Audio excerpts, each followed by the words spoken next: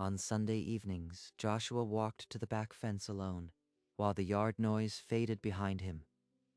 The others knew to leave him be. Thin shadows stretched from the pines. Then a shape emerged. A bobcat, belly swollen with new life. Eyes amber and unblinking. Joshua froze mid-step. His jaw tightened. Then his knees gave out and he sank onto the gravel, clutching the chain link. She came back. Even now, carrying new cubs, she still comes back to this cage. The bobcat sat calmly as if waiting. No fear, no sound, just that patient amber stare in the guard tower. Rick lifted his phone again. He'd been filming this for months. Every Sunday. Same fence, same man. That's not normal. Joshua pressed his open hand to the mesh. On the other side, the bobcat leaned forward, whiskers nearly brushing his fingers. I am sorry. I am so sorry. Minutes later, the bobcat turned and slipped back into the tree line. Joshua didn't move. Rick lowered his phone, his frown deepening. 25 years earlier, a 16-year-old Joshua was walking the woods at dusk when a frantic mewling cut through the silence. That ain't normal. Something's trapped. He pushed through brambles and found a bobcat cub, maybe 8 weeks old, caught in a wire snare, leg twisted and bloody. Easy, little one. I am gonna get you out of this. He worked the wire until it snapped, then scooped the shaking cub into his jacket and carried it home. In the shed, he cleaned the wound with water and bound it with strips torn from an old shirt. For a week, he fed it scraps of meat. The cub's left ear had a distinctive notch, a permanent mark. When the leg healed enough, he carried the cub back to the forest's edge. It took a few steps, then looked back, amber eyes locking onto his. Joshua watched until the ferns swallowed it whole, then walked home alone, a cold dread already in his gut. Back in the present, Joshua sat on his bunk, in the dim cell, thumb tracing the worn edge of a photograph. That cub. I never told anyone. And the night it all went wrong. Later, he shuffled into the yard for the final hour of afternoon rec. Inmates ignored him, as usual. At the back fence, a flicker of movement in the tree line. A bobcat, belly heavy with pregnancy, stepped into the open. The animal turned its head, and Joshua's heart hammered, a jagged notch on the left ear, exactly where he remembered. It can't be. Not here. Not after all these years. The bobcat lowered herself onto the grass, tail curling around her paws, amber eyes steady on his. From the tower, Rick spotted the inmate kneeling by the fence, a wild animal just feet away. He reached for his radio, then paused. Joshua pressed his palm to the mesh. On the other side, the bobcat leaned closer, nose twitching, but didn't flinch. She stayed until the light bled into dusk, then turned and melted into the woods.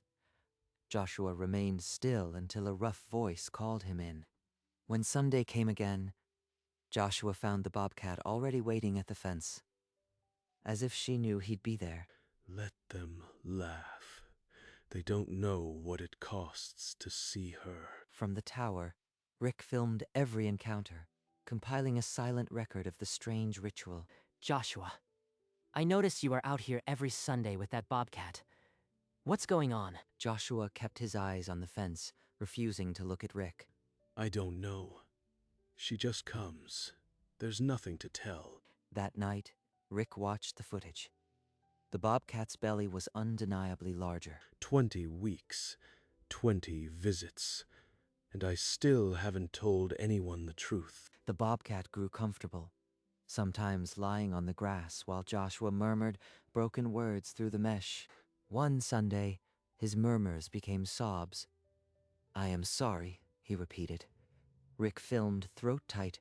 Rick compiled the months of footage into a single folder, then called the local wildlife department. Dr. Sarah Linwood met him at a coffee shop. He opened his laptop and pressed play. A bobcat coming this close to a prison fence? For a year? That's extraordinary. Look at that ear notch. If she's been chipped, We can identify her. The inmate, Joshua, has been an emotional wreck every time she comes. He won't talk about it. Sarah agreed to observe the next Sunday from a spot hidden in the tree line.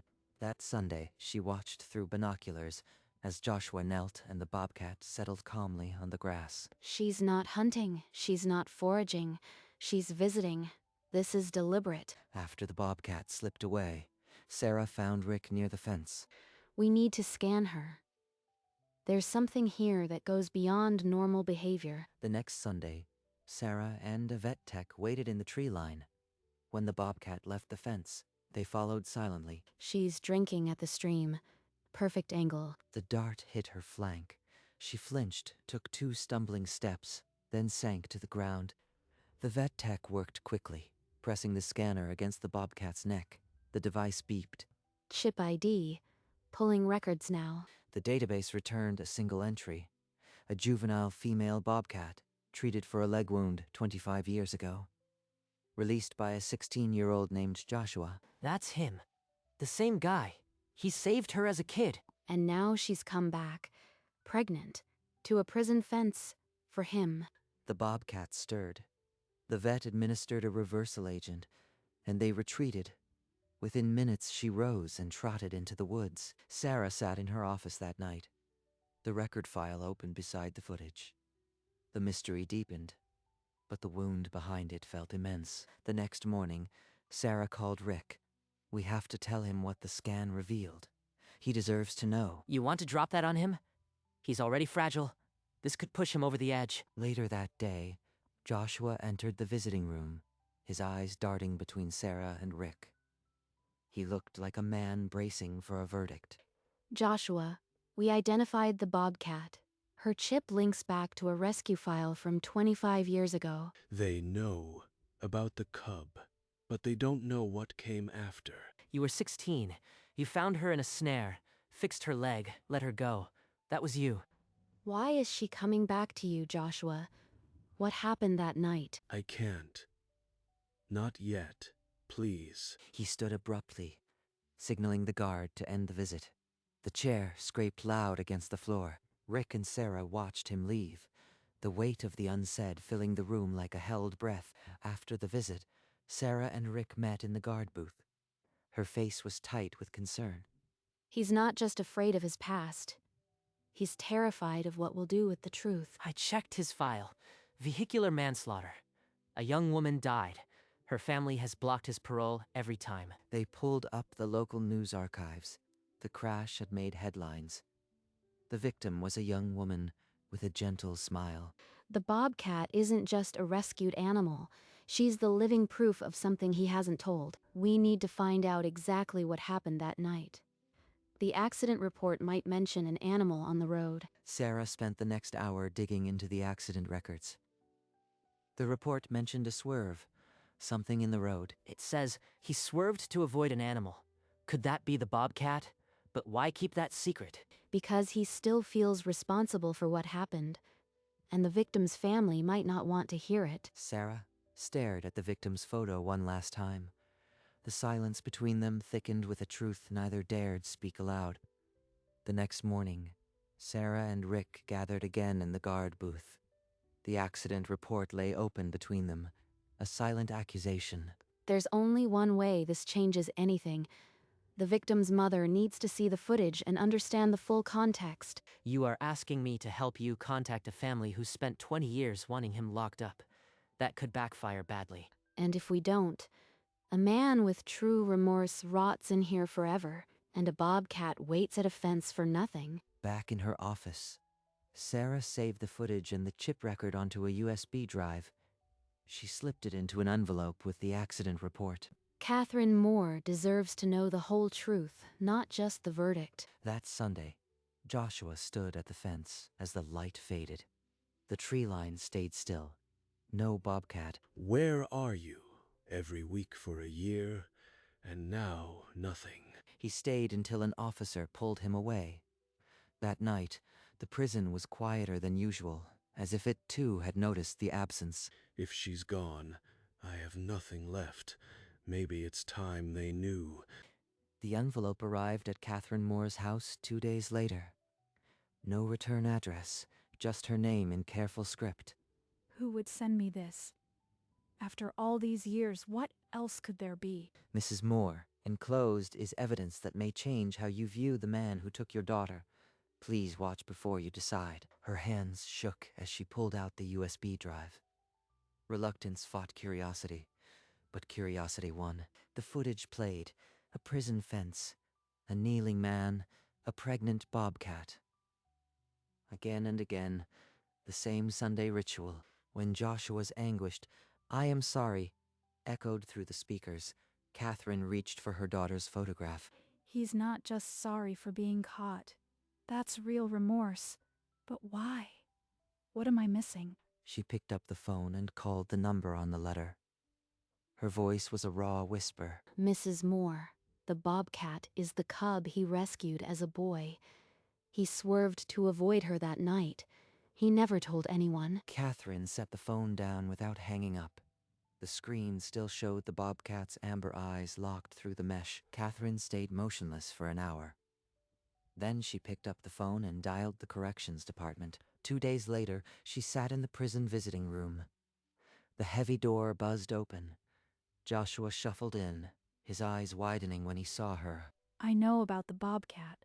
I know you swerved because of her that night. Why didn't you ever tell us? I was scared. Scared you'd think I was making excuses. That cub, I saved her once, and I caused this. You were 16. It was an accident. All these years, carrying this alone. I didn't know. Joshua wiped his face with his sleeve. He told her about releasing the cub as a boy, about the Sunday visits, the tally marks on his cell wall. She didn't come last Sunday.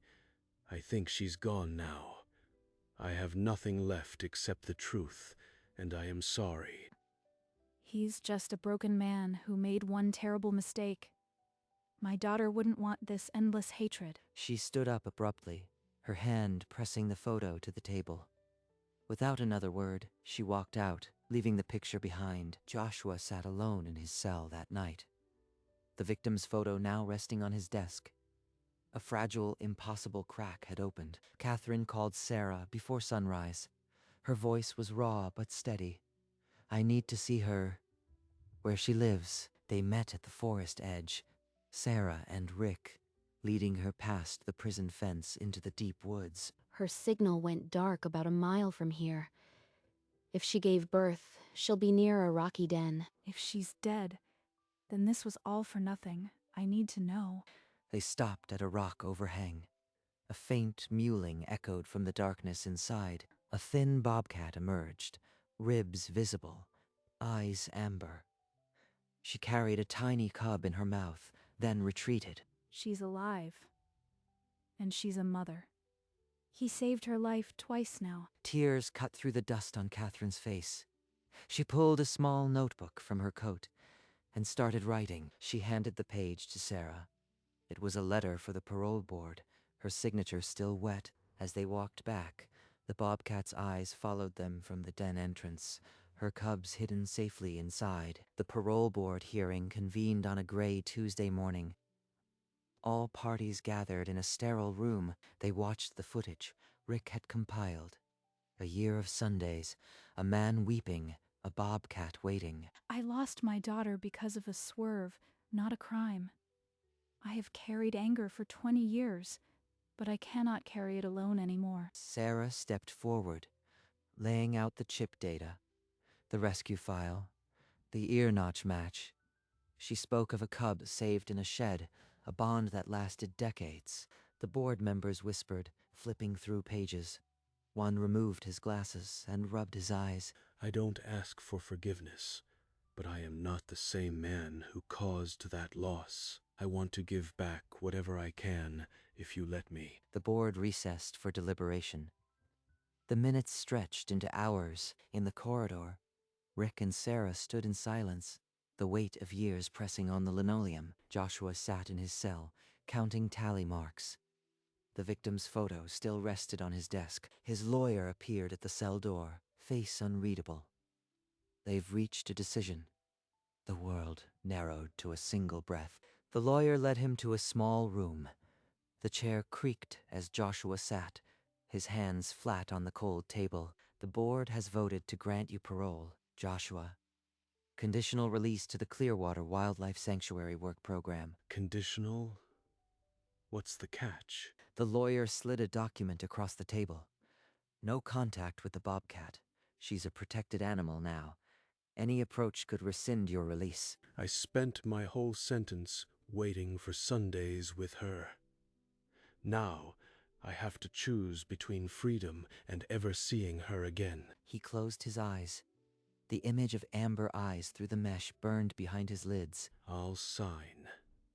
She's alive because of what we did. That's enough. 3 weeks later, the prison gate opened. Joshua walked out in civilian clothes, holding a single box. Welcome out, Joshua. Sarah's waiting at the sanctuary, but there's been no sign of her near the fence.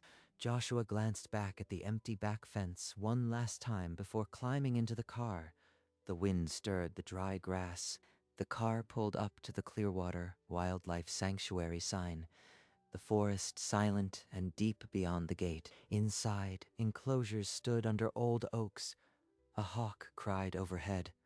The air smelled of pine and wet earth. The cabin is modest, but it's yours. The work program starts tomorrow. No visitors and no wandering into the deep forest. Any sign of her? Nothing. Her signal is still dead. But she's a wild animal. She doesn't owe us an update. She's out there. Maybe with her cubs. I could wander these woods and never find her. He looked at the dense trees beyond the sanctuary boundary, feeling a pull that ached in his chest. I signed the papers. I won't break the rules. She deserves the wild, even if I never see her again. You are a good man, Joshua. That's why you are here. He nodded. But inside, the Sunday ritual still echoed, the amber eyes through the mesh, a promise he couldn't keep. The next morning, Joshua began his work program at the sanctuary, clearing brush near the outer boundary. The sun barely pierced the canopy. A weak, mewling sound cut through the rustle of leaves. He froze, the tool halfway raised. That's a cub. Alone, no mother in sight. A tiny bobcat cub lay tangled in vines, shivering and too weak to struggle. The ear notch was unmistakable. This was hers. I can't just leave it. The rule says no contact. But she's dying right here. Joshua, step back. We'll call a vet. If you touch her, you violate parole. Sarah, look at her. She's freezing. By the time a vet arrives. Then I'll call right now. But you have to choose, Joshua. Her life or your freedom. Joshua stared at the cub. Its tiny chest barely rose. 23 years of regret pressed against a single rule. He knelt, not to touch, but to whisper. Hold on, little one. Help is coming. The parole hung by a thread. The vet arrived 20 minutes later, cradling the shivering cub. Joshua stood back, a respectful distance away, his fingers locked together. Rick is on his way. He's not happy, Joshua. Even without touching her, you broke the spirit of the rule. I have to report this, Joshua. I am sorry. The board will decide if your parole stands. Wait, I saw him. He didn't touch her. He risked everything to give that cub a chance. That's not a violation. That's salvation. Mrs. Moore, I don't deserve. You've carried this long enough. Let someone else carry you for once. Rick lowered his notepad. He called the board, speaking in low tones, then listened. They've decided. Given the circumstances, and Catherine's statement, it's a warning. Your parole stands. From the shadows of the pines, a pair of amber eyes glinted. The mother bobcat watched, then vanished without a sound. Joshua saw her. He didn't move. For the first time, the apology felt heavier than the guilt.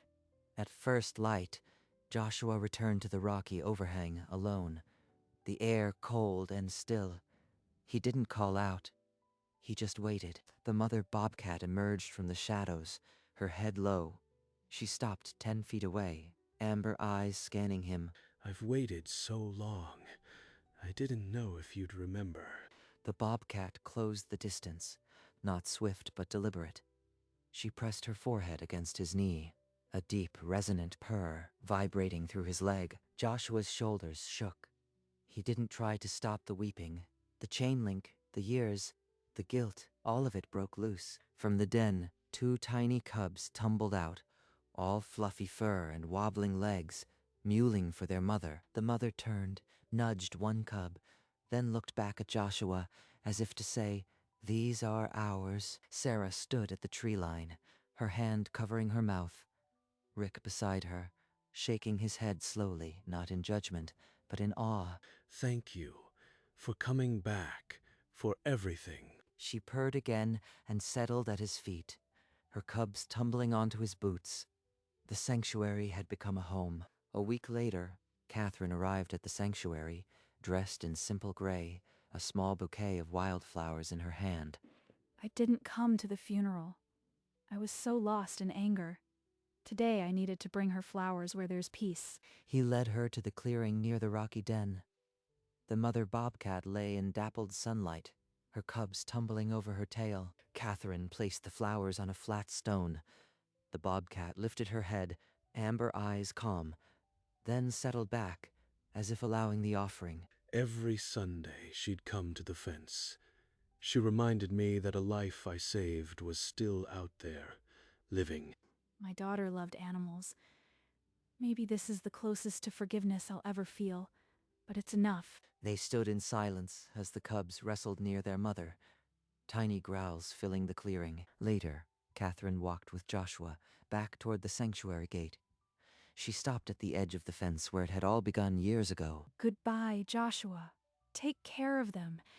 And yourself. The gate closed behind her. Joshua leaned against it, listening to the distant purr of a bobcat calling her cubs home. The seasons cycled through Clearwater, 5 years of slow changes. Joshua's hair turned fully gray, his hands calloused from work. The bobcat family remained, the mother growing slower, her cubs now adults with territories of their own. But one always stayed close. On a morning after her passing, Joshua found the old bobcat's den empty. He sat on the new bench, a plaque beside him, bearing her rescue name. The plaque read, Luna, 1998-2023. She came back. Catherine visited again that summer. The two shared coffee on the bench, the silence now comfortable, filled with the rustle of leaves. This place, these animals, they gave me back more than I ever lost.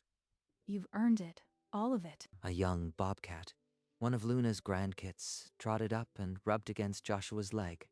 He scratched behind its notched ear. He looked out at the sanctuary, the forest alive with birdsong, the prison fence, a distant memory overgrown with wildflowers. In that moment, Joshua understood that some bonds outlast cages, and some creatures were simply meant to save each other. Joshua lived 20 more years at the sanctuary, tending the trails until a gentle winter took him in his sleep. A smaller plaque joined Luna's Joshua, 1978-2048.